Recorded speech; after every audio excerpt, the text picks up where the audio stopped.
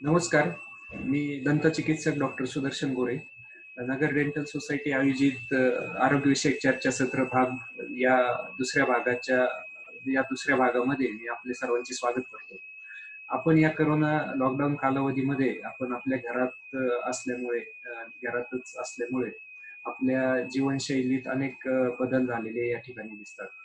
आपल्याला दैनंदिन कार्यामध्ये गुंतून राहण्याची सवय असते किंवा आपले दैनंदिन कार्य हे ठरलेले असते. त्यामुळे परंतु या लॉकडाऊन कालावधीमध्ये आपल्या दैनंदिन दिनचर्येमध्ये अनेक बदल झालेले दिसतात.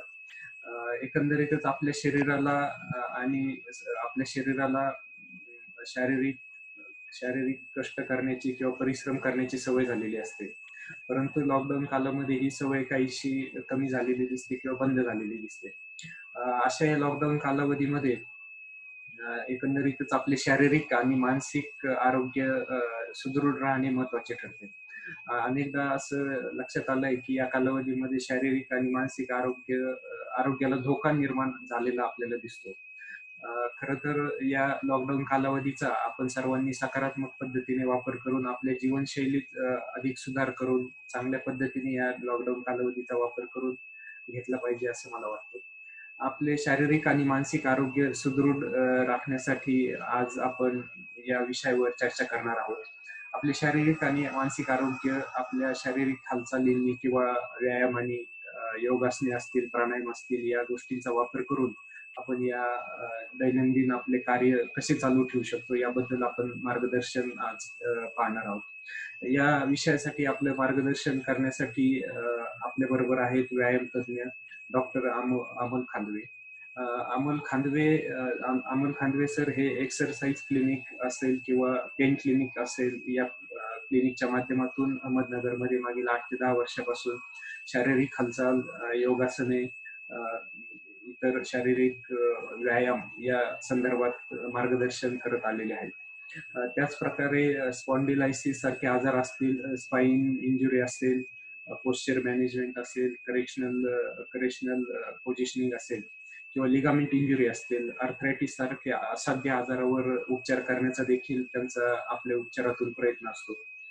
यापूर्वी डॉक्टर अमोल खांदवे यांनी विविध सामाजिक संघटनांसाठी जसे की अहमदनगरमध्ये ज्येष्ठ नागरिक संघटना असेल किंवा इंडियन मेडिकल असोसिएशन असेल यासारख्या संघटनांसाठी मार्गदर्शनपर शिबिरे किंवा मार्गदर्शनपर व्याख्याने यापूर्वी राबवलेली आहेत.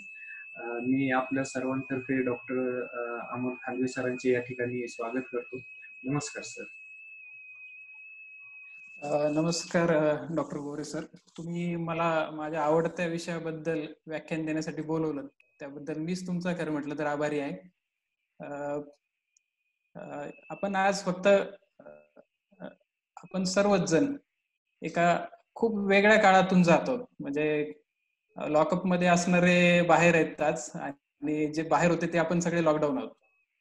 अशी स्थिती जी अनप्रेसिडेंटेड होती आहे आणि या स्थितीबद्दल भूतकाळात भविष्य काळात कधी अशी घटना घडलेलीच नाहीये किंवा एवढ्या प्रकारे लॉकडाऊन करावंच लागलेलं नाहीये. यातनं आपण जात आहोत. आज आपण तेच पाहणार आहोत की या काळात एकदम निष्क्रिय राहण्यापेक्षा आपल्या हातात काय आहे, आपण कसे घरातल्या घरात व्यायाम करू शकतो किंवा आपण कमावलेलं शरीर मेंटेन करू शकतो किंवा आपल्या जीवन अडचणी सॉल्व्ह करू शकतो किंवा आजारांवर जे आहेत ऑलरेडी त्यांवर कशी थोडीशी मात करता येईल हे सर्व पाहणार आहोतच. निश्चितच सर. आजचा विषय आहे आपलं कोरोना लॉकडाऊन कालावधीमधील शारीरिक व मानसिक आरोग्य कसे राखाल. याच अनुषंगाने मी तुम्हाला पहिला प्रश्न विचारू शकतो की सर्वांगीण दैनंदिन आरोग्य राखण्यासाठी व्यायामाच्या साहाय्याने आपण कशा पद्धतीने दैनंदिन आरोग्य राखू शकतो याबद्दल आपण कशा प्रकारे मार्गदर्शन कराल. आजच्या या वेबिनारचा जो विषय आहे ना त्याला मी साधारण 2-3 तुकड्यांमध्ये विभागलेला आहे. पहिलं म्हणजे की व्यायामांचे प्रकार कसे आहेत, तो का करायचा, त्या व्यायामांमध्ये त्यांचे प्रत्येकाचे फायदे तोटे कसे आहेत, आदर्श व्यायाम कशाला म्हणता येईल, अशा गोष्टी पाहू आपण. त्यानंतर या प्रत्येक व्यायामाचं थोडंसं वर्णन पण पाहू की हे कसे गेले पाहिजेत, त्यातल्या चुका काय होतात, त्यातला चांगला बदल केला की थोडासा बदल करून जास्त बेनिफिट आपण कसं घेऊ शकतो हेही पाहू. चांगले व्यायाम कुठले आहेत त्यातले, कुठले करायचे नाहीत तेही पाहू. त्यानंतर थोडस ओबेसिटीवर घेणार होतो आपण, कारण आपण पाहतोय आता सगळ्यांच्या कंबर पॅन्टी टाईट व्हायला लागलेल्या असतील, तर त्यावर कशी मात करता येईल. आणि ओबेसिटी हाच एक आजार आहे, त्यातनं आणखी खूप लाईफस्टाईल डिसऑर्डर जनरेट होतात, तर ते होऊ नयेत. त्यामुळे आपण त्याबद्दल थोडीशी माहिती घेऊ. आणि सगळ्यात शेवटी की या काळात येणारा जो ताणतणाव आहे, आर्थिक ताण असेल किंवा भविष्याची भीती असेल किंवा नुसतंच घरात पडून राहिल्यामुळं जे कलह होत आहेत त्यावर साधारण कशी मात करता येईल किंवा याबद्दल थोडंसं एक इंट्रोडक्शन आपण घेऊ. नक्कीच सर.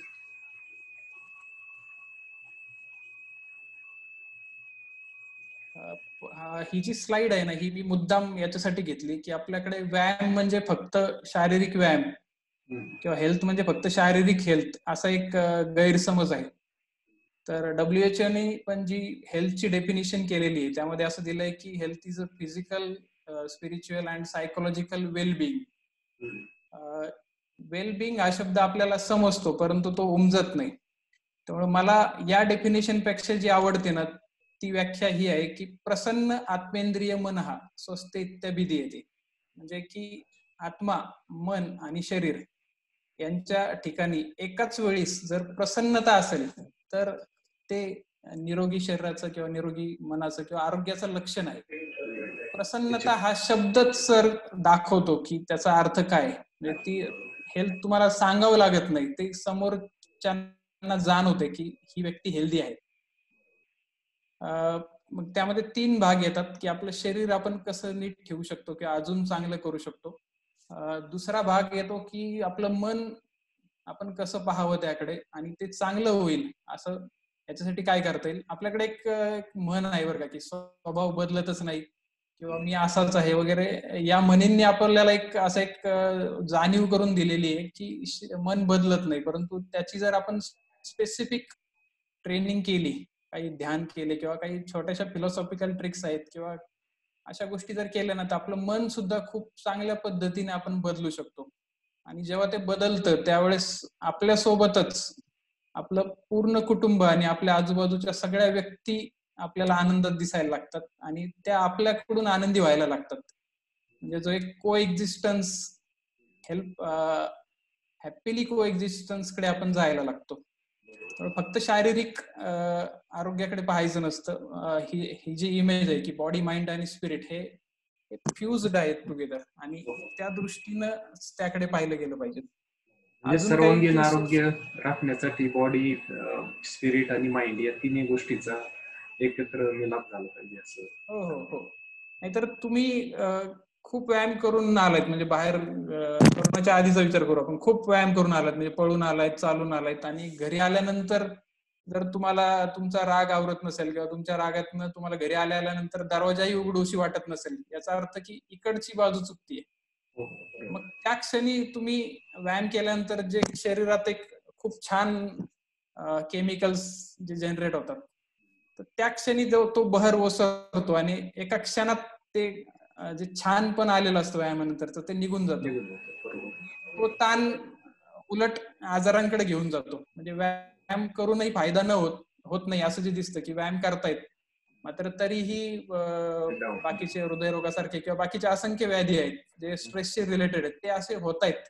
याचं कारण फक्त शारीरिक नसून मानसिक आरोग्याकडे लक्ष देत नाहीये किंवा तो भाग त्या आजारांच्या निर्मितीमध्ये, इटिओजेनेसिस मध्ये महत्वाचा आहे असं नक्कीच दिसतं. सर. मला असं वाटतं की पुढचा मला प्रश्न विचारावा असं वाटतं की लॉकडाऊन मध्ये आपल्या शरीराला व्यायामाची गरज का वाढली आहे, म्हणजे पूर्वीपेक्षा आपण व्यायाम केला पाहिजे किंवा कसं? त्या प्रश्नाचं उत्तर सर या स्लाइडच्या हेडिंग मध्येच तुम्हाला लक्षात येईल की आपलं शरीर हे बसून राहण्यासाठी निर्माणच झालेलं नाहीये. जर आपले पूर्वज आपण पाहू होमोसॅपियन्स, तर ते जंगलात दिवसभरात शिकार शोधण्यासाठी 25 ते 30 किलोमीटर चालणं, खूप जोरात पळणं किंवा खूप ताकदीनं गोष्टी करणं यासाठी आपलं शरीर निर्माण झालेलं आहे. आणि आता या काळात तर आपण ज्याला म्हणता येईल ना की कुठलंही शारीरिक कष्ट सध्या घेत नाहीयेत. आउटडोअर व्यायाम बंद झालेले आहेत. उलट मानसिक ताण वाढत चाललाय. इनपुट सध्या आपल्याला न्यूज मधनं आपण पाहतोच आहे की उलट त्रागा होतोय. शारीरिक इनऍक्टिव्हिटी सध्याच्या काळात खूप आहे वाढली आणि मानसिक ओव्हर ऍक्टिव्हिटी पण खूप आहे. या दोन्ही गोष्टी आपल्याकडं आजाराकडे नेऊ शकतात आणि हे 1-2 महिने गेल्यानंतर आहे ना एकदम सडनली ज्याला म्हणता येईल लाईफस्टाईल डिसीज पीक येऊ शकतो. म्हणजे हृदयाच्या संबंधितले आघात असतील किंवा मधुमेह एकदम सडनली या केसेस जास्त सापडू शकतात. त्याचं कारण आहे की एकदम निष्क्रियता. तर तिच्यावर आपल्याला सध्या मात करायलाच पाहिजे. नक्की सर, तुम्ही सांगितलं तसं की लॉकडाऊन कालावधीनंतर अचानक हृदय विकार किंवा मधुमेह यांची शक्यता वाढण्याची, हे रुग्ण वाढण्याची शक्यता आहे. तर एकंदरीतच योग्य व्यायाम या कालावधीमध्ये आपण कशा प्रकारे केला पाहिजे म्हणजे आपले आरोग्य सुदृढ राहील? साधारण आपण एक शरीराच्या 5 बेसिक प्रॉपर्टीज पाहू. तर या बेसिक प्रॉपर्टीज मेंटेन ठेवणं किंवा आहे त्यापेक्षा वाढवणं म्हणजेच व्यायाम आहे. पहिली जी प्रॉपर्टी आहे ती म्हणजे स्ट्रेंथ, की ताकद. म्हणजे एखादी गोष्ट मी उचलू शकतो किंवा ढकलू शकतो म्हणजे ताकद आहे. इंड्युरन्स म्हणजे की दमश्वास, की ज्याच्यामध्ये मी सलग खूप गोष्टी करू शकतो. म्हणजे आज 2-3 जिने चढल्यानंतरही दम लागतोय आणि काही जण 40 किलोमीटर मॅरेथॉन पण पळतायत. हा जो फरक आहे हा ट्रेनिंग मधला किंवा शरीराला चालना देण्यातला फरक आहे. त्यानंतर लवचिकता एक शरीराचा भाग आहे, की मुलं आपली लवचिक असतात आणि ती लवचिकता आपण दिवसेंदिवस गमावून बसतो. त्याबद्दल पुढे पाहणारच आहोत आपण. नंतर स्पीड म्हणजे की एखादी गोष्ट कमी वेळात जोरदारपणे करणे. म्हणजे एखादा भाला एकाच वेळेस फेकणे किंवा एखादा बॉल जोरात फेकून मारणे. म्हणजे एकदाच करतो मात्र जास्त ताकद लावून. त्यानंतर कोऑर्डिनेशन किंवा बॅलन्स म्हणजे की सायकल चालवणं नाही त्याचं उदाहरण आहे, की आपण बऱ्याच गोष्टी एकाच वेळेस करत असतो. हात, पाय, रस्ता खाली बघणं, इकडे तिकडे बघणं आणि याच्यातनं आपण कोऑर्डिनेशन शिकतो, की आपण चालणं उभं राहणं याच्यातही कोऑर्डिनेशन आहे. ते आपल्याला कधी जाणवतं ज्यावेळेस ते आपल्याला जमत नाही. म्हणजे ज्या पेशंट्सला मेंदूच्या संबंधितल्या काही व्याधी असतात त्यांना त्या कोऑर्डिनेशनचं महत्व कळतं. आता ह्या 5 प्रॉपर्टीज जरी आपण वाढवण्याचा प्रयत्न केला म्हणजेच व्यायाम आहे. आता बरेच जण असं म्हणतात की मी काही व्यायाम करत नाही तरी मला कुठलाही आजार नाहीये किंवा मला काही होत नाही. हा एक गैरसमज आहे त्यांचा. कुठलीही गोष्ट जसं एखादा हंडा पूर्ण भरल्यानंतरच बाहेर ओसंडणार आहे, बाहेर पडणार आहे, तसं शरीराचा एक थ्रेशहोल्ड असतो की आपण ज्या चुका करतो त्या एक बफर झोन मध्ये असताना त्या माफ केल्या जातात किंवा शरीर त्यावर पांघरून घालतं आणि सुधारून पुढे चालतं. परंतु जेव्हा त्याची क्षमता संपते त्यानंतरच कुठली व्याधी किंवा दुःख शरीरात उत्पन्न होतं. त्यामुळं असं मला काही होणार नाही ही कल्पना सगळ्यांनी सोडून द्यायची. ती नक्कीच सर, कल्पनाच म्हणता येईल. एका लिमिटच्या बाहेर आपल्याला व्यायाम करावाच लागतो किंवा करायलाच पाहिजे असं तुम्ही सांगितलं. मला कोणकोणत्या प्रकारचे व्यायाम आपण केले पाहिजेत याबद्दल थोडं मार्गदर्शन. व्यायाम करण्याच्या आधी आपण सुरुवात वॉर्मअपने करू. त्यानंतर व्यायामाचे प्रकार पाहू. वॉर्मअप म्हणजे की शरीराची हालचाल किंवा शरीर ग्रामीण भागात त्याला शरीर गरम करणे असंही म्हणतात बरेच जण. तर एकदम जाऊन कुठलाही जोरदार व्यायाम करायला गेलो होतो आपण तर आपल्या स्नायूंवर, लिगामेंट्सवर एकदम सडनली जर आपण ताण दिला तर तिथं दुःख उत्पन्न होणं किंवा लिगामेंट इंजुरी सारखे प्रकार होणं किंवा एकदम पाठ भरणं अशा गोष्टी होऊ शकतात. बऱ्याच जणांना ते होत नाहीत म्हणून ते थोडेसे ढिले राहतात, परंतु हे शक्यतो करू नये. तर वॉर्मअप आपण स्वतःला एक शरीराला तयार करतो व्यायामासाठी आणि मनालाही तयार करतो. त्यामुळे वॉर्मअप मध्ये 2 गोष्टी करायच्यात, की एक म्हणजे की कुठलाही एक जर आपण जॉईंट घेतला म्हणजे समजा मी माझा खांदा घेतला तर त्याच्या नॉर्मल हालचाली आपल्याला सगळ्यांना माहिती आहेत, की मी खांदा वर घेऊ शकतो, खाली पाठीमागे नेऊ शकतो, बाहेर नेऊ शकतो, आत घेऊ शकतो. तर याच हालचालीवर समजा मी ही हालचाल एक 10 वेळा केली, नंतर बाकीच्या हालचाली केल्या पुढे मागे आणि रोटेशन म्हणजे की पूर्ण हात फिरवणं, तर म्हणजे मी या भागाचा वॉर्मअप झाला माझा. असंच आपण साधारण मनगटाचं जर धरलं तर आपल्याला या हालचाली ऑलरेडी माहित आहेतच. त्यामुळे याच्यात मी खूप सांगत बसत नाही. तर याच प्रत्येक हालचाली एक भागाचा थोडासा व्यायाम करणे किंवा हालचाली करणे, पूर्ण हालचाल करून घ्यायची एकदम ताण टाकण्याच्या ऐवजी. बरोबर. आणि दुसरा वॉर्मअपचा एक भाग असा असतो की आपला जो श्वास आहे त्याकडे लक्ष देऊन त्याची एक ब्रीदिंग सेट करणे. कारण व्यायामात जर इरेग्युलर श्वास असेल तर तो व्यायाम नीट होत नाही, नीट प्रकारे केला जात नाही किंवा त्याने जरा गोष्टी बिघडतात. एक फक्त श्वासाची लय आपण एक दीर्घ श्वास घेऊन आणि सोडून ती लय सेट करायची आणि मग बेसिक व्यायामांना सुरुवात करायची. याला आपण पूर्व व्यायाम म्हणू किंवा वॉर्मअप आता पहिला प्रकार आपण दुसरा एक अजून त्यात वॉर्मअप मध्ये करता येतो की सूर्यनमस्कार हा एक खूप छान वॉर्मअपचा व्यायाम म्हणता येईल आपल्याला, की ज्यात जो डायनेमिक आहे, ज्यात आपण शरीर पूर्ण हलवतोय आणि शरीराचा दाब पण पडतोय, म्हणजे मुवमेंट पण आहे, थोडं बॉडी वेटचा प्रेशर पण आहे. त्यामुळे तो एक खूप सुंदर वॉर्मअप म्हणून आपण घेतला जाऊ शकतो आणि हा सध्या आपण घरच्या घरी करता येण्यासारखा व्यायाम आहे. आणि याच्यामुळं साधारण मोशन मधली फ्लेक्झिबिलिटी वाढते, डायनॅमिक फ्लेक्झिबिलिटी वाढते आणि एक जे जडत्व आहे व्यायामाच्या आधीच ते जाण्यासाठी त्या व्यायामाचा चांगला उपयोग होतो. फक्त यात ट्रंक रोटेशन नाहीये, तो एक स्पेसिफिक पॉइंट मी मुद्दाम घेतलाय, कारण त्याच्यामध्ये ट्रंक रोटेशन नाही. त्यामुळे एक उजवीकडे वळून थांबणं किंवा डावीकडे वळून थांबणं किंवा एखादी वस्तू करून त्या बाजूने हालचाल करणं, हा एक भाग वॉर्मअप मध्ये याच्याशिवाय ऍड केला पाहिजे. आता तुम्ही म्हटल्याप्रमाणे की जे 3 प्रकार आहेत त्यातला पहिला प्रकार घेऊ आपण, इंड्युरन्सचे व्यायाम. हे बरेच जण हा व्यायाम लॉकडाऊनच्या आधी करतच होते. इंड्युरन्स म्हणजे की थोडक्यात त्याला स्टॅमिनाचे व्यायाम म्हणता येईल किंवा दमश्वासाचे व्यायाम, ज्याच्यामध्ये आपल्याला दम लागतोय, श्वास गती वाढतीये किंवा हृदयाची गती वाढतीये. म्हणजे 72 जे ठोके पडतात त्यापेक्षा जास्त पडतात किंवा श्वासाची गती 20 पेक्षा जास्त होती, असे व्यायाम. हे कुठले आहेत तर भरभर चालणं असेल, पळणं असेल, सायकलिंग असेल, स्विमिंग असेल, हे जे एरवी आपण व्यायाम करायचो ते या प्रकारात येतात. तर यांचा फायदा असा असतो की हे केल्यानंतर आपल्या हृदयाची ताकद वाढते. म्हणजे एका ठोक्यामध्ये जे हृदय रक्त बाहेर टाकणार आहे त्याच्यावर ते जास्त रक्त बाहेर टाकायला लागतं, कारण त्याचा आकारही वाढतो. दुसरं म्हणजे की हृदयाच्या आजूबाजूच्या ज्या लहान रक्तवाहिन्या आहेत त्या जरा डेव्हलप होतात. जसं आपण एखादा रोड ब्लॉक झाला, चितळे रोड ब्लॉक झाला, तर आपण भिस्तबाग कडून किंवा इकडून दुसरीकडनं रस्ता शोधतो. तसं हृदयाचा ज्यावेळेस झटका येतो तर त्यावेळेस मुख्य रक्तवाहिनीत जर अडथळा असेल तर बाकीच्या जर डेव्हलप असतील तर आपल्याला जिवंत राहण्याचे चान्सेस खूप वाढतात.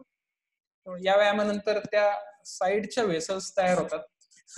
त्यानंतर आपलं हिमोग्लोबिन वाढतं. तर पर्टिक्युलरली स्त्रियांमध्ये हिमोग्लोबिन खूप कमी असतं, तर त्यांनी हा व्यायाम आत्ताच्या काळात करणं खूप गरजेचं आहे, कारण आता एक साधारण किती दिवस लॉकडाऊन चालेल हे अजून आपल्याला कल्पनाच नाहीये. अजून 1 महिना चाललं, आधीच 1 महिना झाले, तर या 2 महिन्यात जर आपण ही चालना दिली नाही तर आहे त्यापेक्षा हिमोग्लोबिन कमी होणार. त्यानंतर जे सध्याच्या काळात महत्वाचं असं आहे की कोरोना हे आपल्या लंग्सला खूप अफेक्ट करतं. हे सगळ्यांनी पाहिलंय की व्हेंटिलेटर्स लागतायत वगैरे, तर त्याची कॅपॅसिटी वाढवण्यासाठी या व्यायामाचा उपयोग होतो, कारण तिथलं डिफ्युजन, गॅसचं जे ट्रान्सफर आहे ते चांगलं होतं. पूर्ण शरीराच्या शेवटच्या टोकापर्यंत आपल्याला ऑक्सिजन हा व्यायाम चांगल्या प्रकारे घेऊन जायला मदत करतो. दुसरं म्हणजे की याच्यामध्ये फॅट हा एनर्जी सोर्स वापरला जातो, म्हणजे शरीर चरबी वापरतं इंधन म्हणून. ज्यांना वजनाचं खूप हे आहे की माझं वजन कमी करायचं, तर त्यांनी याच्यावर जोर देणं खूप महत्वाचं आहे. हा साधारण एरवी आपण 45 मिनिटापेक्षा जास्त करायचो, पण आता घरी इंटरमिटंटली करायला हरकत नाही. भविष्यातील हृदयरोगाच्या शक्यता याने खूप कमी होतात. हे याचे फायदे मी आधी सांगितले, कारण आपल्याकडे फायदा पाहिल्याशिवाय तो करायचाच नाही, एखादी गोष्ट करायचीच नाही, त्यामुळे घेतलंय. नक्की सर, तुम्ही आता फायदे आपण काय पण करू शकतो सांगितले त्याचे, आणि करोना संदर्भात फुफ्फुसाचे जे आजार होतात ते व्यायाम केल्यामुळे ते पण होणार नाही असं पण आपण म्हणू शकतो, किंवा आजार साधारण संसर्ग होण्याची शक्यता जर आहे, तो काही व्यायाम टाळू शकत नाही, परंतु तो संसर्ग झाल्यानंतर आपण जे कॉम्प्लिकेशन मध्ये लँड होणार आहोत तर ती शक्यता नक्कीच व्यायाम कमी करू शकतील. कारण तुमच्या जर फुफ्फुसांची आणि हृदयाची क्षमता चांगली राहिली असेल तर इन्फेक्शन नंतर ज्यावेळेस तुम्ही शॉक मध्ये जाणार आहात तर त्यावेळेस ह्या 2 गोष्टी जर चांगल्या असतील तर तुम्हाला वाचण्याची शक्यता नक्कीच सुधारेल. जे मिडल मध्ये आहेत, मध्यात आहेत पेशंट, ते लो मध्ये येतील. अशा चांगला फायदा नक्कीच होईल याने. आता घरी कसं करायचं ते पाहू सर आपण, की बाहेर सगळं ठीक आहे की सायकल चालवता येत होती, स्विमिंग करता येत, ते सगळं ठीक आहे, पण आता घरच्या घरी कसं करता येईल. तर बरेच जण आता सध्या घरात फिरण्याचा व्यायाम करतायत, की मी घरात फिरतोय किंवा असे व्यायाम करतायत, घरातल्या घरात चक्कर मारतायत. परंतु माझ्या मते वॉकिंग हा काही खूप मोठा व्यायाम नाहीये.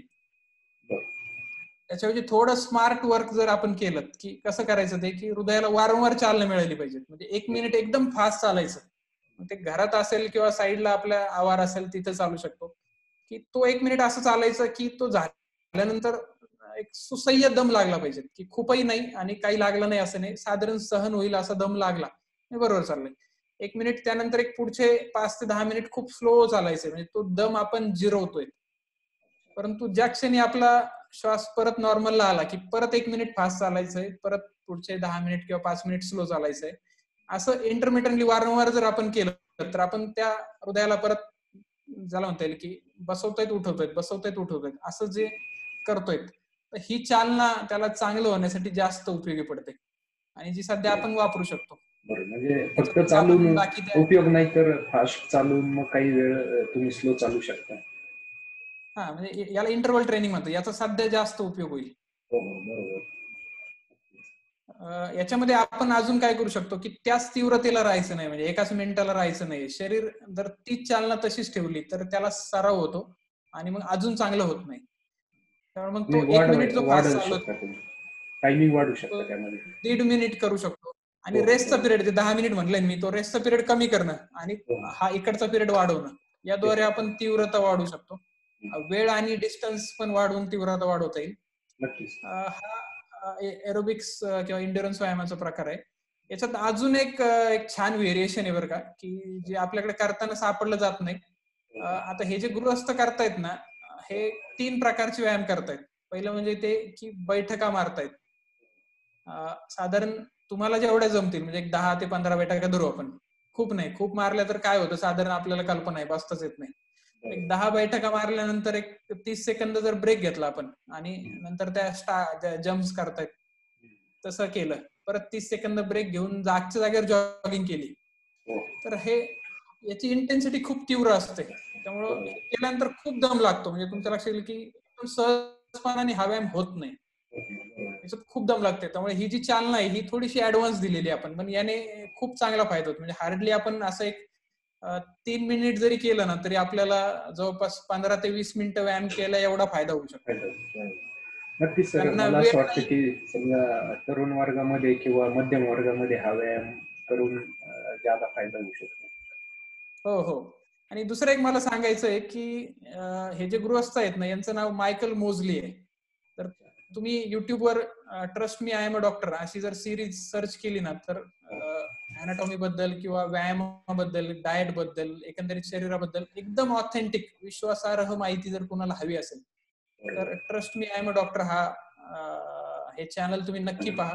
तसंच टीव्हीवर पण येतं चॅनल, ते सोनी BBC वर हा कार्यक्रम लागतो, जरूर पाहावा हा. दुसरा व्यायाम प्रकार जो झाला एरोबिक नंतर हा की वेट ट्रेनिंग, हा तरुणांमध्ये खूप लोकप्रिय होता आणि आता बरेच जण घरी बसून आहेत आणि आता काय करता येईल, हो, तर घरच्या घरीच या प्रकारे कसे व्यायाम करता येईल असं. तर याच्यात आधी त्याचा थोडासा फायदा असं सांगतो की स्नायू हा शरीराचा खूप मोठा भाग व्यापतो. म्हणजे आपल्या साधारण सॉलिड मास पैकी 60% स्नायूंनीच व्यापलेले आहेत. आपल्या शरीरातला सगळ्यात मोठा ऊर्जेचा ग्राहक हे स्नायू आहेत. म्हणजे आपण जे आहार घेतो तो ऊर्जेचा ग्राहक स्नायू आहेत. जेवढे स्नायू जास्त असतील तेवढं तुमच्याकडे रिझर्व्ह एनर्जी कमी राहते आणि वजन वाढण्याची शक्यता कमी होते. त्यानंतर स्नायू बोन्सला अटॅच असतात, त्यामुळे जर स्नायूंचे आपण जेव्हा व्यायाम करतो त्यावेळेस आपली हाडं अजून टणक होतात.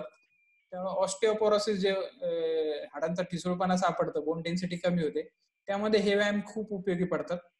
आणि स्नायू आपण दिवसेंदिवस गमावतो, त्यांची ताकद गमावत चालतो हळूहळू वयानुसार. म्हणजे आपल्या आई वडिलांना जर पाहिलं, त्यांना खाल्लं उठता येत नसतं किंवा कुणाला तरी उचलून घ्यावं लागतं. अशी स्थिती काय येते, कारण त्यांनी स्नायूंचे व्यायाम ते करत नाहीत. केले नाही. म्हणजे हा फक्त तरुणांसाठी नाहीये व्यायाम, तर हा सगळ्यांनी ज्येष्ठ करण्याचा वर्गात व्यायाम पण आहे. करू शकतो आपण हा व्यायाम.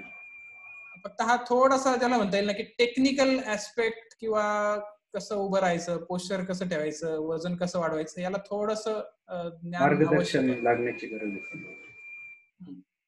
आणि याचा अजून एक फायदा असा आहे की स्नायू ऊर्जा वापरत असताना इन्सुलिन लागत नाही त्यांना. मग हो हो. ऍक्टिव्ह स्नायूंना इन्सुलिन लागत नाही, त्यामुळे डायबिटिक्स मध्ये हा खूप सुरेख व्यायाम आहे, खूप सुरेख. म्हणजे सध्याच्या काळात जर घरी बसून आहेत, खूप बाहेर जाता येत नाही आणि शुगर वाढण्याची भीती वाटत असेल, तर त्यांनी हा व्यायाम जरूर जरूर जरूर करावा. त्यांच्या खूप लक्षात येईल, ज्यांच्याकडे ग्लुकोमीटर आहे त्यांच्या लगेच लक्षात येईल की कशी त्यांची रक्त शर्करा ड्रॉप होते. आता हा तुम्ही म्हटल्याप्रमाणे की कसा करायचा,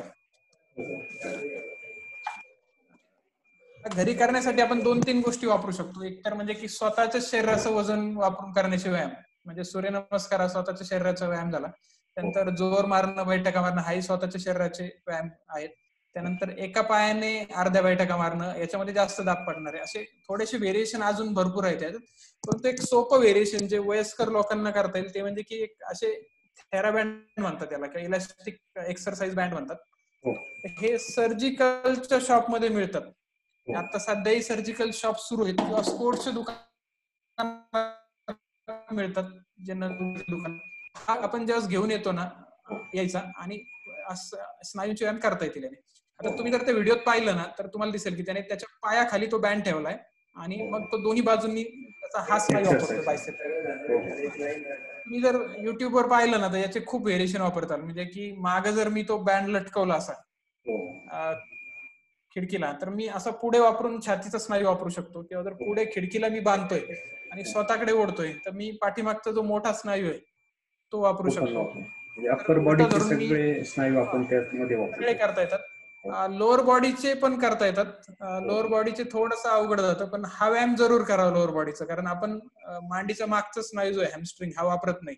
पुढचा स्नायू बैठकांमध्ये वापरू शकतो आपण, पण मागचा स्नायू असा लावून गुडघा वाकवणं आणि सरळ करणं असं करू शकतो. जर समजा काहीच नसेल ना तर दुसऱ्या व्यक्तीला थोडा रेजिस्टन्स जरी हाताने द्यायला लावला तरी हा थेराबँड न करताही हा व्यायाम आपण तात्पुरत्या स्वरूपात करू शकतो. नक्कीच सर, तुम्ही हे जे 3-4 व्यायामाचे प्रकार सांगितले हे आपण लॉकडाऊन कालावधीमध्ये घरी राहून सुद्धा आरामशीर पद्धतीने किंवा आता मग त्याचे रिपिटेशन वाढवत नाही, म्हणजे 5 वेळा हालचाल करणे असा एक सेट, नंतर 8 वेळा, 8 वेळा, 10 वेळा, म्हणजे एक सेटचे 2 सेट मध्ये थोडासा ब्रेक देणे, अशा गोष्टी करू शकतात. फक्त हा व्यायाम चुकीच्या पद्धतीने केला ना तर तो खूप मोठ्या प्रमाणात दुःख उत्पन्न, त्रासदायक किंवा गोष्टी करू शकतो. तिसरा प्रकार लगेच घेऊन टाकतो मी, तो म्हणजे की फ्लेक्झिबिलिटी, लवचिकता. हा व्यायाम करणारे आपल्याकडे बरेच जण आहेत, त्यामुळे याची बऱ्याच जणांना माहिती आहेच आहे. याचा उपयोग आधी सांगतो की कुठल्याही स्नायूची जी रेंज आहे, की माझा खांदा मला पूर्ण गोल फिरवता येतोय, म्हणजे मी त्याची कम्प्लीट रेंज वापरतोय, तर मला माझे डोकं गुडघ्यांना लावता येते, म्हणजे मी माझा स्पाइन फ्लेक्झिबल आहे. रेंज कम्प्लीट वापरता येते या व्यायामाने. याच्यामध्ये साधारण 2 प्रकार आहेत. एक म्हणजे की स्थिर थांबण्याचे व्यायाम, म्हणजे की अचल, म्हणजे ज्यामध्ये आसनं येतील, म्हणजे वर दाखवलेलं वीरासन असेल किंवा पद्मासन आहे किंवा बाकीचे आसनं आहेत, शलभासन आहे, म्हणजे त्यात आपण अचल स्थितीत थांबतोय. आणि सूर्यनमस्कार हा फ्लेक्झिबिलिटीचा डायनॅमिक व्यायाम आहे. डायनॅमिक म्हणजे की त्यात हालचाल आहे आणि लवचिकता वाढवतोय आपण.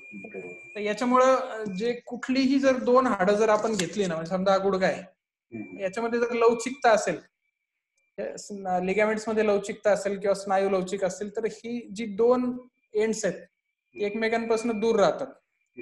जितकी आपल्या शरीरात काठिण्य असेल ना तितकी ही हाडं एकमेकांच्या जवळ येतात आणि घर्षण उत्पन्न करतात, आणि आपल्याला संधिवाताकडे घेऊन जातात किंवा बॅक पेन कडे घेऊन जातात. त्यामुळं जर हे या गोष्टी होऊ नये असं वाटत असेल तर शरीराची लवचिकता ही टिकवली गेलीच पाहिजे. आणि याचा अजून एक स्पेसिफिक फायदा असा आहे बरं का आत्ताच्या काळात, की आसनांमध्ये आपण एक पोज जेव्हा घेतो ना, की समजा मी ट्विस्टेड फॉर्म मध्ये आहे, तर माझं त्या बाजूचं ब्रिदिंग बदलतं आणि दुसऱ्या बाजूचं ब्रिदिंग सुधारतं.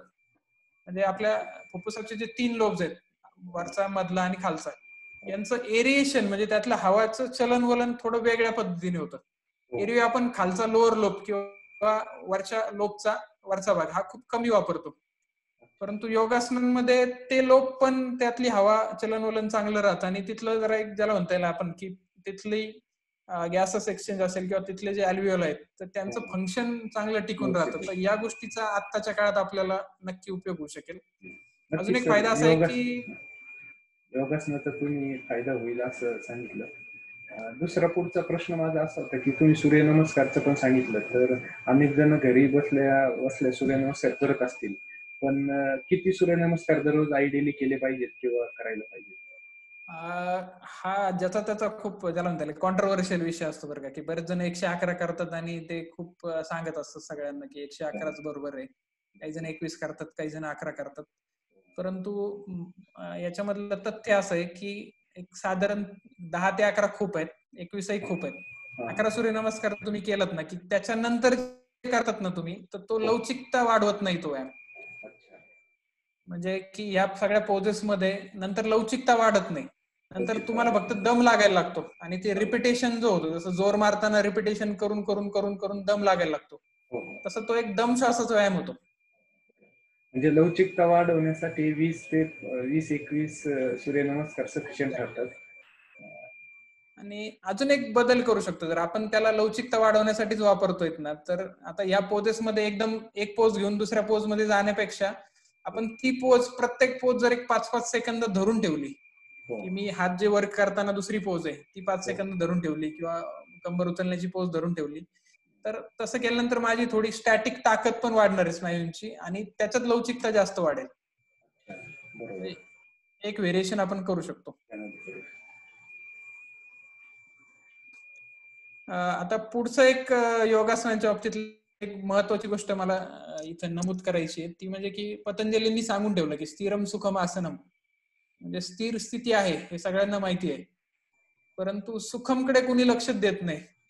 म्हणजे बाकीचा करतोय, दुसरा करतोय म्हणून मी करायचं, ती पोज 30 सेकंद धरून ठेवायचं, जे योगा वर्गात चालतं की शेजारचा करतोय म्हणून मी करतो, असं करू नये. आपल्याला ज्या क्षणी डिस्कम्फर्ट सुरू होण्याच्या आधीच ती पोझिशन सोडायची असते. त्यामुळं जागतिक योग दिनानंतर खूप पेशंट काय येतात, कारण एकतर बऱ्याच जणांच्या आयुष्यात पहिल्यांदाच आणि एकदाच वर्षातनं योग येतो, परत 21 जून सोडलं तर परत काही तो योग येत नाही, आणि जबरदस्ती धरून ठेवण्याची सवय नसते, आणि ग्रुपमध्ये करताना अहंकार जागृत होतो, त्यामुळे तर जास्त केलं जातं. त्यामुळं हा व्यायाम खूप जरी चांगला असेल तरी तो तुम्हाला दुःख उत्पन्न करू शकतो, हाच आणि कुठलाही व्यायाम. नक्कीच सर, तुम्ही सांगितलंच आहे. पुढचा माझा प्रश्न असा आहे की आपण बघतो की आता लॉकडाऊन कालावधीमध्ये आपण घरी बसून असतो, किंवा अनेकदा झोपून आपण टीव्ही बघतो, किंवा बसल्या बसल्या ज्यादा कार्य आपल्याकडून घडतं. अशा कालावधीमध्ये मी असं बघितलंय की कंबर दुखणे किंवा पाठ दुखणे किंवा मान दुखणे याच्यासारखे जे आजार आहेत त्याच्यावर काही आपल्याला एक्सरसाइज करता येईल का, किंवा हो, जरूर करता येईल. आता वर्क फ्रॉम होम जे करतायत ते कॉम्प्युटर समोर बसून आहेत, आणि बरेच जण झोपूनच आहेत, आणि बसून खूप कमी लोक आहेत. एक तर बरेच जण आडवेच आहेत, तर शरीराला याची सवय नसते. त्यामुळे ज्यावेळेस आपण उभं राहायला, प्रत्येकाने फक्त एक प्रयत्न करून बघा की किती वेळ सध्या उभं राहता येते. आणि हे लॉकडाऊन संपल्यानंतर आपल्याला परत कामावर जायचं की जिथं दिवसभर उभं राहायचंय. त्यामुळे आता कमरेचे व्यायाम करणं आणि शरीर स्थिती नीट ठेवणं, या दोन गोष्टी जर पाहिल्यात ना, तर हे असं होणार नाही. पहिलं म्हणजे की बसताना आपण कसं बसायचं, म्हणजे आता जे मी यारोनी दाखवतोय की खुर्चीवर बसताना खुर्चीला थोडासा जर टिल्ट असेल पुढे, म्हणजे उशी ठेवूनही तो टिल्ट आणता येईल, आणि कमरेतनं हलकंसं सरळ बसायचंय. सरळ म्हणजे खूप ताणून नाही, ते टिकत नाही, ते सुटून जातं परत. तर तसं न करता एक कम्फर्टेबली सरळ बसून काम करायचं, किंवा खुर्चीवर बसून टीव्ही जरी बघत असाल तरी कम्फर्टेबली सरळ, आणि मध्ये मध्ये परत रिलॅक्स व्हायचंय, परत पुढे परत रिलॅक्स, असं चेंज करायचंय. ज्यांना लिखाण काम आहे त्यांनी थोडासा डेस्क असा तिरपा करून घ्यायचा, किंवा पुस्तक वगैरे ठेवून तो अँगल बदलायचा, म्हणजे मान जी अशी खाली राहते थोडासा अँगल जर बदलला तर ताण खूप कमी होतो त्याने. आणि कॉम्प्युटर स्क्रीन समोर आला पाहिजे असा, डोळ्यांना पॅरलल. या गोष्टी जर सांभाळल्या तर मानेवरचा आणि कमरेवरचा ताण खूप कमी होईल. आणि उभं राहताना पायांमध्ये अंतर ठेवायचंय खांद्यांपेक्षा जास्त, आणि मध्ये मध्ये टाचावर खाली करत राहायचं. म्हणजे साधारण तसं केलं तर उभं राहण्यातला जो ताण आहे तो बराचसा निघून जाईल. हे स्त्रियांनी तर सध्या त्यांना तर म्हणजे दिवसभर उभंच राहून असतात, ते जास्त केलं पाहिजे. आणि हे एक 5-6 व्यायाम जर केलात ना, तर तुमचे जे काही थोडंसं पेन आहे ते निघून जाऊ शकेल. फक्त आता हे व्यायाम यातले प्रत्येकच करावं असं काही नाहीये, तुम्हाला जे करताना सहज जमतील, न दुखता करता येतील तेवढेच करावेत, नाही तर त्याच्यामध्ये व्हेरिएशन लागतं. म्हणजे तुमच्यानुसार थोडंसं पर्सनलायझेशन करावं लागतं. म्हणजे गुडघ्यात पायातून कंबर उचलणं, गुडघे असे पोटाकडे घेणं, त्यानंतर डोकं दाबून छाती उचलणं, त्यानंतर पालथं झोपून थोडंसं डोकं उचलून थांबणं, एक एक पाय उचलून थांबणं, एक 30-30 सेकंद जरी थांबलात तरी खूप आहे. किंवा मुलं रांगण्याच्या स्थितीत एक पाय उचलून थांबणं. हे व्यायाम साधारण एक प्रत्येकात 1-1 मिनिट जरी थांबलात न दुखता, आणि असं दिवसभरात एक 3-4 वेळा जरी केलात सध्या, तरी बॅक पेन होणार नाही, आणि जे असेल तेही निघून जाईल. नक्कीच सर, तुम्ही जे व्यायाम सांगितले त्याचा नक्कीच वापर आम्ही करू, किंवा वापर होईल. आणि जी पाठदुखी मानदुखी सध्या जाणवते ती कमी होईल असं मला वाटतं. पुढचं थोडंसं मला प्राणायामाकडे किंवा श्वासनाचे जे व्यायाम आहेत त्याचा काही कोरोना प्रतिबंधावर किंवा कोरोना संदर्भात काही उपयोग होऊ शकतो का, असा प्रश्न आहे. स्लाइड परत घेऊ. ब्रीदिंग एक्सरसाइज जे आहेत ना, की कपालभाती, भस्त्रिका वगैरे रामदेव बाबांनी फेमस करून टाकले, तेव्हा मी आता त्यात खूप जात नाही कारण आपल्याला वेळ लिमिटेड आहे. अनुलोम विलोम आणि कुंभक हे दोन व्यायामावर मी सध्या आज फक्त बोलतो. की अनुलोम विलोम आता सगळ्यांना माहिती आहे की एका बाजूने श्वास घेऊन दुसऱ्या बाजूने सोडणं. तर हा व्यायाम ज्यांना ताण वाटतोय ना, की मला दिवसभर फक्त असं अस्वस्थ वाटतंय किंवा उगीच अस्वस्थ वाटतंय किंवा उगीच बेचैन वाटतंय, तर त्यांनी अर्धा ते 1 मिनिटच पण वारंवार करायचं आहे. ही एक कशा प्रकारे टिप करता लक्षात घे. तो फक्त श्वास आपण जर असा घेतला आणि दुसऱ्या बाजूने सोडला. आता मी करताना खूप फास्ट दाखवलंय, परंतु हे असं नाही, एकदम सावकाश. थोडं थांबून परत सोडायचं आहे आणि परत जिकडून सोडलाय तिकडून घ्यायचं आहे. हे बहुतेक जणांना माहिती आहे सर. फक्त आता याच्यात एक प्रकार सध्या महत्वाचा आहे, तो म्हणजे की कुंभक. कुंभ म्हणजे गडा, म्हणजे धरून ठेवणं. आपल्याला जेव्हा श्वास मिळत नाही ना, म्हणजे की आपण श्वास मिळाला नाही, श्वास धरून ठेवला, घेतलाच नाही, तर त्यावेळेस आपल्या शरीरातलं कार्बन डायऑक्साईड वाढायला लागतो. आणि तो वाढल्यानंतर तो स्टिम्युलस आपल्या ब्रेनला जातो आणि मग आपण श्वास आपोआप घेतो. आपण किती प्रयत्न केला की मी श्वास घेणारच नाही, ते शक्य नाही. श्वास आपोआप घेतला जातो. त्यामुळे हा व्यायाम करून काही कुणाला खूप त्रास होईल असं बिलकुल नाहीये. तर तो कसा करायचा, तर बहिकुंभक, बही म्हणजे बाहेर, श्वास पूर्ण सोडून दिला आणि घ्यायचंच नाही. तोपर्यंत घ्यायचा नाही जोपर्यंत आपोआप येत नाही. असं दिवसभरात एक 10 वेळाने सुरुवात करून रोज 5 वेळा जर वाढवलं आणि एक 70-80 वेळापर्यंत जर गेलात तुम्ही बहिकुंभक, आणि तसंच अंतकुंभक म्हणजे की श्वास घ्यायचा आणि सोडायचा नाही, म्हणजे बराच वेळ धरून ठेवायचा. यामध्ये काय होतं की साधारण या प्लॅन्ड ऍस्पेक्ट ज्याची म्हणजे दम घुटण्याची आपल्या शरीराला थोडीशी सवय होते, आणि ज्यावेळेस असा ऍस्पेक्ट जे व्हायला लागतो ना, हा आपल्या स्टेम सेल्सला स्टिम्युलेट करतो आणि स्टेम सेल्स हे हिलिंगला मदत करतात किंवा आपली इम्युनिटी वाढवण्यासाठी खूप महत्वाचे आहेत. त्यामुळे या कालावधीत सध्या यांचा खूप उपयोग होऊ शकेल. पुढचा माझा प्रश्न थोडासा वेगळा आहे आता, की आपण आता लॉकडाऊन मध्ये जवळजवळ 1 महिना झाला घरी बसून आहोत, तर अनेकांना वजन वाढण्याची जी आहे ती समस्या ज्यादा भेडसावत आहे, तर त्याबद्दल काही सांगता येईल का? हा विषय आहे ना सर, इतके मतमतांतर दुसऱ्या कुठल्याच विषयात नसतील बरं का. म्हणजे तुम्ही जर ते चित्र पाहिलं ना, की हत्ती आणि आंधळ्यांची कथा सारखं आहे, की प्रत्येक जण वेगळंच सांगतोय आणि सांगणारे कन्फ्युज आहेत नंतर आणि ऐकणारे कन्फ्युज होऊन जातात शेवटी. आणि कुठलाही क्रॅश डाएट कोर्स काही कुणी खूप दिवस करत नाहीत, ते करू नये, त्याच्या शरीरावर दुष्परिणाम खूप होतात. आणि कुणी 6 महिन्याच्या पुढे करताना मी पाहिलेलं नाही, किंवा ते प्रोडक्ट घेऊन वजन कमी करणारं पाहिलं नाही. तर पहिला नियम पाळायचा की काही विकत आणायचं नाही. दुसरी गोष्ट की घरातलंच खाऊन वजन वाढतं हे नेहमी लक्षात घ्यायचं. कुणीही खूप वारंवार हॉटेलिंग करत नाही, आपलं वजन घरातलं खाऊनच वाढतं. परंतु आपल्या शरीराला पोषणही मिळालं पाहिजेत आणि वजनही नाही वाढलं पाहिजे, अशी सिच्युएशन आपल्याला क्रिएट करायची. त्यात काय करता येईल की साधारण चौरस आहार ठेवायचा. म्हणजे प्रत्येक वेळच्या ताटामध्ये तुम्हाला कार्बोहायड्रेट म्हणजे पिष्टमय पदार्थ म्हणजे चपाती, भात दिसला पाहिजेत. त्यानंतर प्रोटीन म्हणजे डाळीचे पदार्थ किंवा अंडे किंवा नॉनव्हेज अशा गोष्टी, किंवा ज्या पनीर वगैरे अशा व्हेजिटेरियन मध्ये आहेत प्रोटीनचे सोर्सेस, आणि फॅट म्हणजे लिपिड म्हणजे थोडंसं जे आपण तेल किंवा तूप वापरतो त्या गोष्टी पण पाहिजेत. आणि चौथी गोष्ट म्हणजे चौरस मधला चौथा कोण हा सलाडचा आहे. तर ज्यांना वजन कमी करायचं त्यांनी सलाड जास्त ठेवायचंय आणि खाण्याची पद्धत बदलायची. आपण काय खातोय ना याच्याकडेच खूप पाहत चाललोय, आणि खाणं हा एक आनंद आहे हे विसरून चाललोय. म्हणजे त्या किचन मध्ये सायन्स आलं ना की डायनिंग टेबल मधली मजा जाते. तसं नाही होऊ द्यायचं, कारण खाणं हा आनंदाचा भाग आहे. आणि बऱ्याच जणांना मग ते खाताना एक न्यूनगंड येतो की खायचं तर आहे आणि वजन वाढतंय, तर हा म्हणजे खरोखर शाप म्हणता येईल अशी स्थिती असते. खायचं तर आहे परंतु नाही खाऊ शकत किंवा चोरून खावं लागतं. याच्यामध्ये काय करायचं की फक्त जेवणाची पद्धत बदलायची. म्हणजे की एकदम छोटे छोटे घास घ्यायचे आणि खूप सावकाश खायचं. त्या घासाची चव जाईपर्यंत तो घास गिळायचा नाहीये, म्हणजे बेचव झाल्यानंतर गिळायचं. पहिल्या घासाला सगळे चव पाहतात, दुसऱ्यालाही तसंच करायचं की चव जाईपर्यंत चावायचं आणि नंतर गिळायचं, असं खूप हळू खायचं. म्हणजे 50 ते 60 मिनिटं जेवायला लागली पाहिजे. तुम्ही करून बघा, तुम्ही जर 1 तास जेवलात ना तर 2 तास फिरल्यापेक्षा जास्त वजन कमी होतं. बरेच जण व्यायामाला खूप याच्यामध्ये पर्सेंटेज देतात की व्यायाम वजनात कमी करण्यात महत्वाचं आहे, परंतु तसं नाहीये. आहाराचा रोल 60 ते 70% पेक्षाही जास्त धरू शकतो आपण. आणि रात्रीचं आहारात सलाड जास्त ठेवायचं आहे, कारण वजन जे वाढतं ना आपलं, जे साठवलं जातं शरीरात स्टोरेज, ते रात्री जास्त होतं. त्यामुळे रात्री कॅलरीज कमी जातील. सलाड, फळ, सूप हे जास्त घ्यावं. नक्कीच सर, वजन वाढण्यासाठी आपण सावकाश जेवण केलं पाहिजे, किंवा सावकाश जेवण केलं तर आपल्याला वजन वाढणार नाही असं तुम्ही सांगितलं. आता आपण शारीरिक व्यायाम झाले किंवा प्राणायाम झाले असतील, आहाराकडे एक स्लाइड फक्त एक स्लाइड घेतो मी.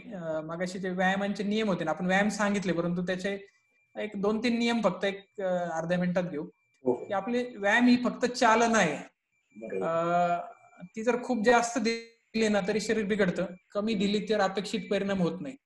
त्यामुळं भुजंगासन हे जे बाळ करतंय ना, हे भुजंगासन आहे, आणि ती जी मुलगी करते हे भुजंगासन असते. त्यामुळे इथनं सुरुवात करून आपण तिथे पोहोचण्याची इच्छा जरूर ठेवावी, परंतु ताणायचं नाहीये. त्यामुळे शरीर व्यायाम हे पेनलेस पाहिजे, म्हणजे दुःख नको, करताना दुःख नको. म्हणजे करण्याआधी जर छान वाटत असेल, की व्यायाम करण्याला उत्सुकता असेल, करताना छान वाटत असेल आणि केल्यानंतरही छान वाटत असेल, की अजून एनर्जी वाढली, तरच तो व्यायाम बरोबर झाला असं समजायचंय.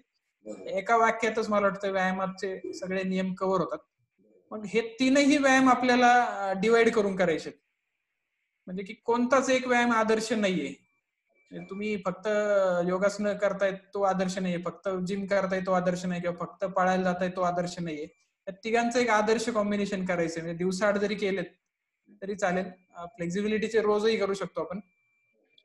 आपली डिमांड काय त्यानुसार सेट करायचं. म्हणजे मगाशी म्हटल्याप्रमाणे की ज्यांना वजन कमी करायचं त्यांनी दमश्वास जास्त करावेत, उतार वयातल्यांनी स्नायूंचे व्यायाम जास्त करावेत, ते करताना शरीराचं पोश्चर, की आपण कसं बसलोय, कसं उभे आहोत, ते सांभाळावं. हे गरजेच्या गोष्टी आहेत. म्हणजे की समजा आता घरात हार्ड सरफेस आहे, जरी कितीही वाटत असेल की हार्ड सरफेस आहे घरात, जर तसं चाललात तर घोट्याला आणि गुडघ्याला दुखण्याची शक्यता आहे. त्यामुळे घरात जरी चालत असाल तरी शूज घालून चाला. जरी ऑकवर्ड वाटत असेल तरी शूज खालनं धुवून काढा वाटलं असतं, पण शूज घालून चाला, त्याने तो इम्पॅक्ट कमी होईल. असे काही नियम नक्की पाळावेत. आता तुम्ही पुढचा प्रश्न प्लीज घ्या. म्हणजे आपण बघितलं तर सगळ्या प्रकारचे व्यायाम थोडे थोडे करून किंवा सगळ्या प्रकारचं समतोल साधून आपण व्यायाम केले पाहिजे. आहाराचा पण त्यामध्ये 60% रोल आहे असं तुम्ही सांगितलं. आता शारीरिक हालचालीचं किंवा व्यायामाचं झाल्यानंतर मानसिक आपण ताणतणाव या लॉकडाऊन परिस्थितीत कसं कमी करू शकतो, याबद्दल थोडं मार्गदर्शन करता येईल? आपल्याकडे मानसिक ताणावर बोलणारे खूप जण आहेत बरं का, आणि मला ते बऱ्याच जणांचं बोलणं हे असं उंटावरनं शेळ्या हाकण्याचा प्रकार आहे तसं वाटतं. कारण आपलं आयुष्य, आपली फॅमिली, आपलं स्वतःचं मन, आपल्या त्या मनातले न्यूनगंड, त्यातले विचार, त्यातल्या भावना, या आपल्याला स्वतःला वैयक्तिकरित्या नीट उमजत असतात. त्यामुळे बाहेरच्यांनी कितीही जरी शिकवलं ना तरी आपलं आपण शिकण्यासारखी याच्यात गोष्ट नाहीये.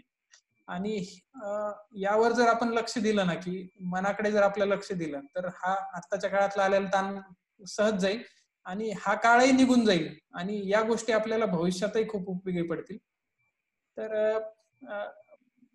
आपला जो आता ताण येणार आहे ना, तर हा ताण जो येतोय सध्या, की भविष्यात काय होईल याची काही शाश्वती नाही. म्हणजे नोकऱ्या जाऊ शकतात, पगार मिळणार नाही, अजून खूप खूप जणांना ताण आहे. विनाकारणच बरेच जण भिऊन आहेत की मला कोरोना झाला तर वगैरे वगैरे, अशा गोष्टी आहेत. तर याच्यातनं आपल्या शरीराला आपण अजून डॅमेज करणार आहेत. आणि भीती किंवा भय किंवा स्ट्रेस या गोष्टी आपली इम्युनिटी खूप डाऊन करतायत.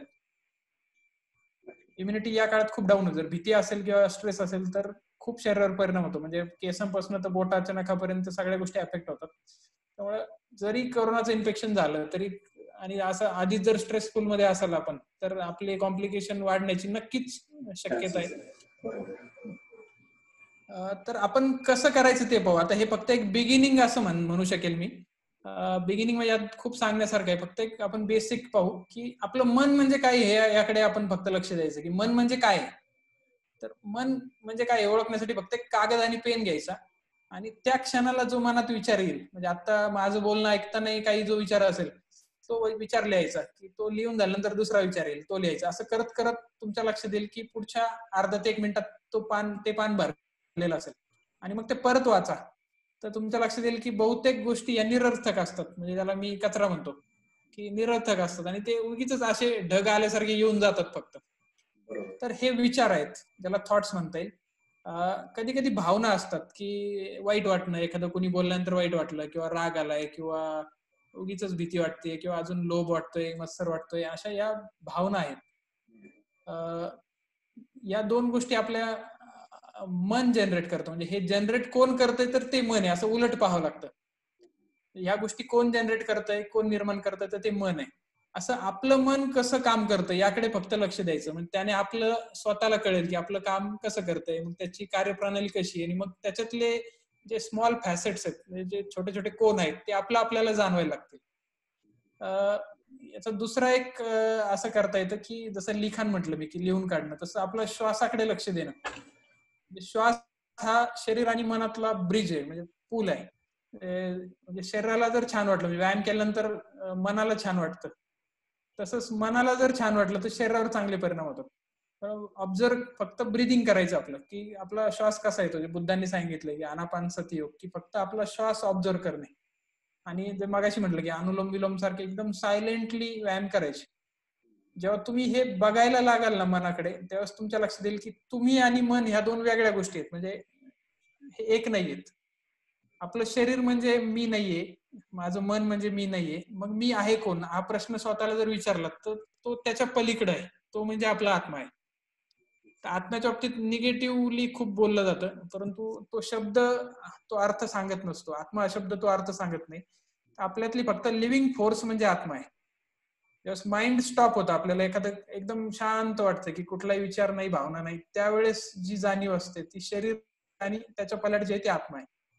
तर फक्त हे 2 प्रश्न जर विचारत राहिले, की हु आय एम, म्हणजे मी कोण आहे, असं स्वतःला विचारत राहिलं, तर आपल्याला या तीनही गोष्टींचं स्वतःपुरतं ज्ञान व्हायला लागतं.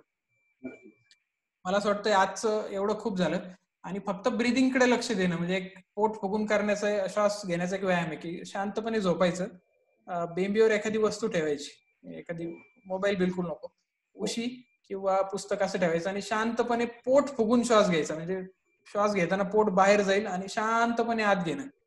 असं एक सलग अर्धा तास करून बघा. तुमच्या लक्षात येईल की करण्याच्या आधीची स्थिती आणि नंतरची स्थिती जमीन आसमानचा फरक पडतो. परिस्थिती बदललेली नसते, मात्र आपलं परसेप्शन नक्की बदलतं त्याने. हा एक व्यायाम आणि मनाकडे पाहणं. नक्की सर, तुम्ही मनाच्या व्यायामाचे जे सांगितले, तर ते नक्कीच अवलंबात येतील. तुम्ही जी स्लाइड लावली त्याच्यावरून मी प्रश्न वाचला की what do you learn from philosophy. तर मला असं विचारावंसं वाटतं की आपल्याकडे फिलॉसॉफी शिकवली जात नाही, किंवा फिलॉसॉफी बाबत किंवा तत्वज्ञानाबाबत थोडंसं कमी ज्ञान आहे. त्याबद्दल आपल्याला काही उदाहरण देता येईल किंवा कसं सांगता येईल का? तत्वज्ञानी आपल्याकडे शिवी म्हणून वापरले जाते, की एखाद्याबद्दल वाईट बोलायचं की हा तत्वज्ञानी असं म्हटलं जातं. परंतु ऍक्च्युली तसं नाही, किंवा आपल्याकडे फिलॉसॉफी आहे, तत्वज्ञान आहे, परंतु त्यातला एक प्रॅक्टिकलनेस जो आहे ना, तो आपल्याला आणायचा आहे त्यात. तर हे जे वाक्य आहे ना, की फिलॉसॉफीकडनं आपण काय शिकलं पाहिजे, तर कुठल्याही परिस्थितीला, म्हणजे भविष्यात आपल्या पुढे वाढून ठेवलेल्या कुठल्याही परिस्थितीला तोंड देण्यासाठी आपल्या मनाला तयार करणं म्हणजे फिलॉसॉफी. हे एक स्टॉइसिझम मधलं वाक्य आहे डायोजिनसचं, की हे हे लोक पर्टिक्युलरली एक ट्रिक वापरायचे. ती म्हणजे अशी होती, की एखादी गोष्ट तुमच्याकडे आहे तरी ती न वापरणं. म्हणजे एकदम खराब कपडे घालून बाजारात जायचं, किंवा बाजारात जाऊन भीक मागायचं, म्हणजे घरात खूप पैसे आहेत तरी सुद्धा मागायचं, किंवा गाडी असताना पायी जायचं. म्हणजे त्या वस्तूची किंमत कळते, तिला आपण जपून वापरतो, आणि ती जर भविष्यात आपल्याकडून निघून जरी गेली तरी तिच्यामुळे जी एकदम सडनली होणार आघात आहे त्याला आपण ट्रेन होतो. म्हणजे समजा गाडी निघून गेली, भविष्यात गाडी विकावं लागली, आणि तिची जी सवय ती जर ती गाडी असताना जर या प्रकारे जर ट्रायल घेतली असती वारंवार, तर तिच्यातलं अटॅचमेंट राहत नाही. असं एक एक छोटीशी ट्रिक आहे, जरा खूप अवघड आहे मला माहिती आहे, परंतु एकदा जर आपण करून बघितलं ना, तर एक अटॅचमेंट निघून जाते वस्तूंमधली, आणि याची आपल्याला भविष्यात गरज पडणारच आहे. म्हणजे आता साधारण तुमच्या लक्षात येईल की इथनं पुढे याची गरज आपल्याला लागणारच आहे. नक्कीच सर. करोना कालावधीमध्ये, लॉकडाऊन कालावधीमध्ये तुम्ही जी सांगितली तत्वज्ञान सांगितलं, की एखादी गोष्ट आपल्याकडे आहे पण तिचा वापर न करणे, या गोष्टीचा नक्कीच अवलंब आपल्याला करावा लागेल किंवा भविष्यात देखील होईल असं मला वाटतं. तुम्हाला अजून थोडासा प्रश्न विचारतो, की या परिस्थितीमध्ये काय तुम्हाला पॉझिटिव्ह गोष्टी वाटतात किंवा सकारात्मक गोष्टी कोणत्या वाटतात आणि या परिस्थितीतून काय आपण चांगलं घेऊ शकतो? तर त्याबद्दल थोडंसं. तुम्ही जे म्हटलंय ना, त्याची मी स्लाइड लावली की ही जी इमेज आहे ना, याला ताईची जी इमेज म्हणतात. यात ब्लॅक आणि व्हाईट असं नाहीये, हे फक्त अपोजिट फोर्सेस आहेत दोन.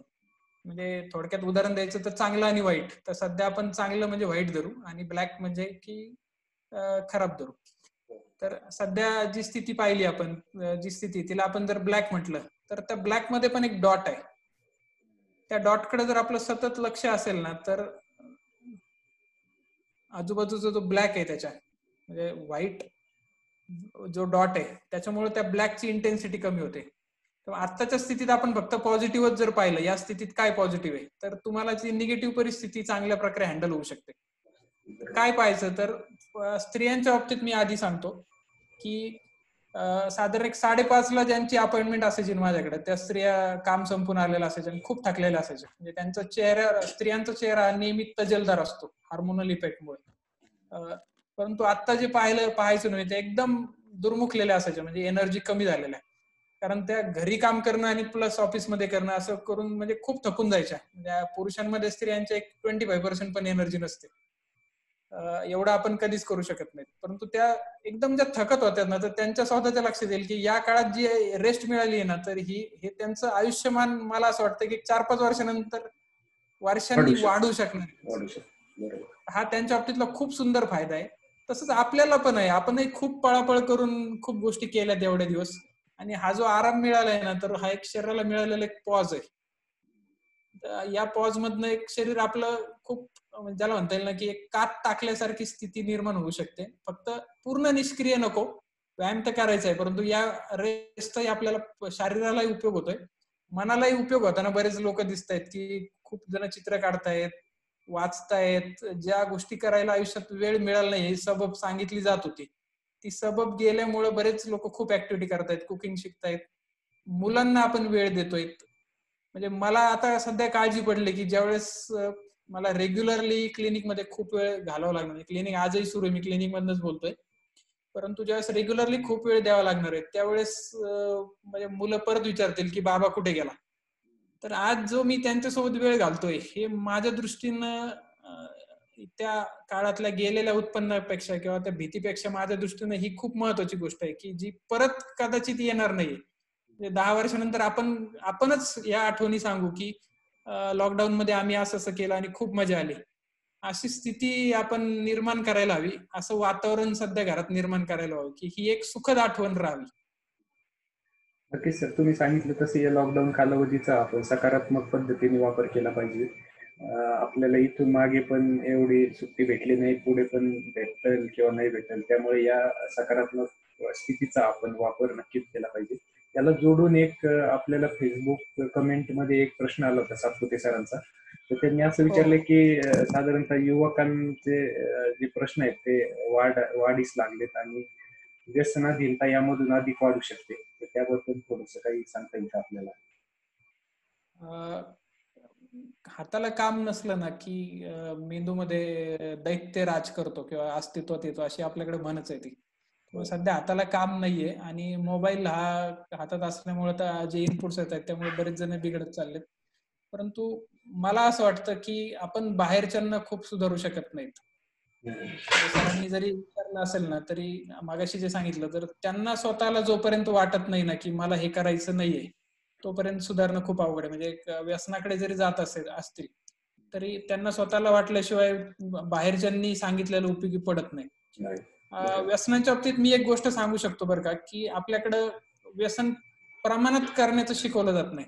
म्हणजे सगळ्या फॉरेन कंट्रीज मध्ये दारू पिली जाते, सगळीकडे सगळ्या गोष्टी चालतात, परंतु आपल्याकडे जो गोंधळ चालतो तो तिकडे का होत नाही, कारण तिथे कशी प्यायची ती शिकवली जाते. आणि त्याला एक ड्रिंकिंग मेडिटेशन आहे, जे इथं कुठेही लिहिलेलं नाहीये, परंतु मी सांगतो की ड्रिंकिंग मेडिटेशन म्हणजे की एखादी आपण कशासाठी ही गोष्ट करतोय त्याकडे नीट पाहणं. म्हणजे तंबाखू खात असेल तर कशासाठी करतोय, तर त्याच्यानंतर जी लागलेली किक आहे त्यानंतर छान वाटतं आणि ते छान वाटणं आपण नीट अनुभवत नाही किंवा तेच नीट अनुभवत नाहीत. म्हणजे छान वाटणं म्हणजे काय, असं डोळे मिटून जर श्वास संत ठेवून जर पाहिलं तर लक्षात येतं की आधीची आणि नंतरच्या परिस्थितीतला बदल समजतो. तो बदल जर नीट प्रत्येक वेळेस ऑब्झर्व केला ना तंबाखू घेतल्यानंतर, तर ती तंबाखू हळूहळू आपोआप सुटून जाते. म्हणजे त्यांच्या लक्षातही येत नाही की माझी सिगरेट आपोआप कमी कमी होत चालली, मी 10च्या 8, 9, 7 करत खाली चाललोय, परंतु असं एकदम तोड होत नाही. त्यामुळे फक्त ते करताना शरीरात काय बदल होतोय हे जर नीट ऑब्झर्व केलं ना त्यांनी, तर ते आपोआप त्यांचं ते कमी होतील. आणि नक्कीच सर. जयराम सरांचा अजून एक प्रश्न होता हो. की ज्यांना मदत मिळते, बरेच जण मदत करतायत, तर जे मदत घेतायत त्यांना तो एक उपकाराची भावना किंवा असं एक नकोसलेपण वाटतंय, तर त्यांनी काय करावं? तर पहिलं आत्ता काय करू शकतो आपण, तर जे तुम्हाला मदत करतायत ना त्यांनाच विचारा की तुम्हाला स्वयंसेवक म्हणून मदतीची गरज आहे का. ते जर हो म्हणत असेल तर सरळ त्यांच्याकडे रुजू व्हा. तुम्हाला जी मदत मिळाली आहे त्याच्यातला काही वाटा, म्हणजे एका भाकरीतली चतकोर भाकर ते ज्यांच्यापर्यंत पोहोचत नाहीयेत अशा आजूबाजूला कुणी असेल तर त्यांना द्या. तसंही कुणी नसेल तर आपल्या सृष्टीत मनुष्य सोडून अजून खूप गोष्टी आहेत, म्हणजे पक्षी आहेत, भटकी कुत्री आहेत, बाकीचे आहेत, त्यांचाही या जगावर तेवढाच हक्क आहे. आणि या काळात त्यांना बऱ्याच जणांना खायला मिळत नाही, कारण हॉटेल वगैरे सगळे बंद झाल्यामुळे त्यांना काहीच मिळत नाही. तर त्यातलं थोडंसं जरी आपण यांना दिलं, की पक्ष्यांना चारा दिला, पाणी दिलं आणि यांना जर दिलं, तरीही या उपकाराची परतफेड नक्की होऊ शकेल. आणि सातपुते सर हे पक्षी निरीक्षक आहेत आणि हे काम ते खूप चांगलं करतात. तर मला असं वाटतं त्यांनी स्वतःही ही कन्सेप्ट पुढे नेली तर मलाही जास्त आवडेल. मला नक्कीच वाटतं सातपुते सरांना त्यांच्या प्रश्नाचं उत्तर मिळालंय. सर, दुसरा प्रश्न आपल्याकडे आला होता की डॉक्टर पानसंबळ जे नगरमधील प्रसिद्ध फिजिशियन आहेत, तर त्यांनी असा प्रश्न विचारला होता की माझं वय 60 वर्ष आहे आणि मी 1 तास चालतो, तर अजून काही मला करता येईल का, किंवा आपण ती त्यामध्ये एक काही स्लाइड करेक्शन मध्ये करता येईल सांगितलं का? ना, वॉकिंग हा माझ्या दृष्टीने व्यायाम नाहीच आहे. हो. वॉकिंग ही फक्त हालचाल आहे, म्हणजे चालणं ही फक्त हालचाल आहे, तो काही खूप व्यायाम नाहीये. त्यामुळे 1 तास चालून रोज चालणारेही आयसीयू मध्ये सापडतात. हो. त्यांना डायबिटीज झाल्यानं सापडतो, त्यांनाही बाकीचे विकार होतात. चालणं हा व्यायाम नाहीये, तो पुरेसा नाहीये, ती फक्त हालचाल आहे. आपलं शरीर त्यापेक्षा खूप वेगळ्या गोष्टींसाठी बनलेलं आहे. त्यामुळे जे 5 कॅरेक्टर जे आपण म्हटलं आणि हे 3 प्रकार म्हटलो की इंड्युरन्स, वेट ट्रेनिंग, वजनाचे व्यायाम आणि लवचिकताचे व्यायाम आणि श्वासाचे व्यायाम, याचं एक आदर्श कॉम्बिनेशन करणं आणि त्यात अजून थोडेसे हास्य हास्य क्लब सारखे व्यायाम जे सध्या घरी करता येतील, असं एक कॉम्बिनेशन केल्यानंतर जो मिलाप होईल तो आदर्श व्यायाम आहे. तर मी पानसंबळ सरांना सांगू इच्छितो की त्यांनी हे व्यायाम करायला सुरुवात करावी. भले एकदम हळू का सुरुवात होईना, म्हणजे हार्डली एकदा हालचाल करून आज सोडून द्या तुम्ही, उद्या 2दा करा, परवा 3दा करा, एकदम हळू सुरुवात करा, परंतु या बाकीच्या व्यायामांकडे जरूर लक्ष द्या. नक्कीच त्यांच्या प्रश्नाचं उत्तर मिळालं असेल त्यांना, असं वाटतं आपल्याला. सर, जाता जाता या लॉकडाऊन पिरियड मध्ये आपण काही सांगू शकता, काही संदेश मला असं देऊ वाटतंय शकता? की हे सगळं हा काळ निघून जाणार आहे, त्यामुळे हेही दिवस जातील.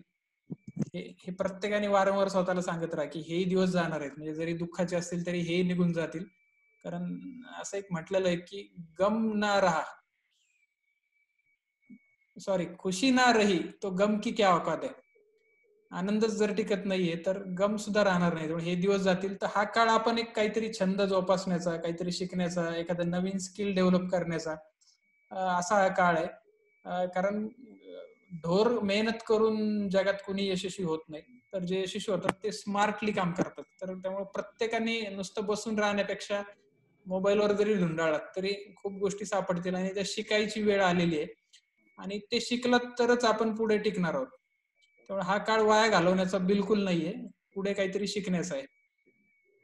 नक्कीच सर, तुम्ही आज या ठिकाणी नगर डॉक्टर सोसायटीच्या या चर्चासत्रामध्ये आम्हाला उपयुक्त ठरेल आणि सर्वांना उपयुक्त ठरेल असे व्यायाम, शारीरिक व्यायाम व मानसिक आरोग्य कसे राखावे याविषयी उत्तम असे मार्गदर्शन केले.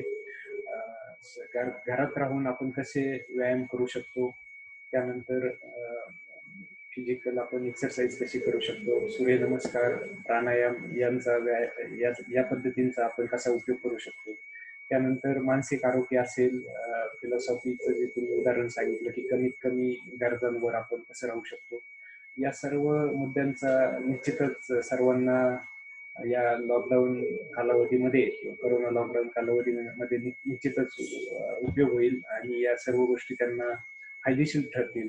हाच आपल्या या चर्चासत्राचा उद्देश आहे आणि तो उद्देश मला असं वाटतं की आपल्यासारख्या मार्गदर्शक डॉक्टरांच्या सल्ल्याने हा उद्देश एकंदरीत सफल होताना दिसत आहे. तर मी तुमचे पुन्हा एकदा आभार मानतो. या ठिकाणी तुम्ही मार्गदर्शन केले त्यानिमित्त मी सर्वांचे आभार मानतो.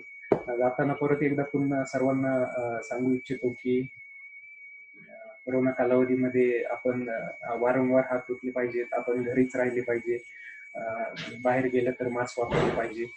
Stay home, stay safe. धन्यवाद. थँक्यू. तुम्ही मला बोलवलं आणि माझे विचार मांडण्याची संधी आणि मंच उपलब्ध करून दिलात, त्याबद्दल शतशः आभार. आपण सगळ्यांनी ऐकून थोडंसं मन हल्लं असेल आणि उद्यापासून व्यायामरूपी थोडंसं शरीरही हलेल अशी मी एक सदिच्छा व्यक्त करतो आणि थांबतो. धन्यवाद. धन्यवाद.